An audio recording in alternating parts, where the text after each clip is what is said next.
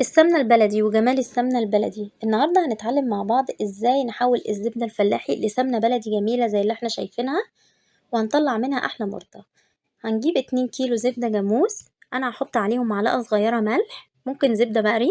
هنرفعهم على نار متوسطة لغاية ما يسيحوا زي ما احنا شايفين. مع التقليب المستمر هتبتدي تغلي. في المرحلة دي هتبتدي السمنة تفصل عن المرتة زي ما احنا شايفين شكلها. هنبتدي نقلب كويس عشان المرتة ما تلزقش في الحلة من تحت. نفضل نقلب فيها كويس جدا لغاية ما المرتة تاخد اللون الذهبي اللي احنا شايفينه ده، وبكده نعرف ان السمنة بتاعتنا استوت. هحضر جنبي برطمان انا معقماه وغسلاه كويس. هنزل بالسمنة السخنة في البرطمان، اهم حاجة يكون برطمان ازاز.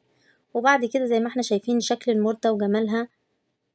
بعد كده هسيب البرطمان السمنة تبرد تماما، وبعد كده نغطي البرطمان. يا رب يكون فيديو النهاردة خفيف على قلبكم. لو عجبكم الفيديو ما تنسوش تعملوا لي لايك وشير وسبسكرايب. باي باي.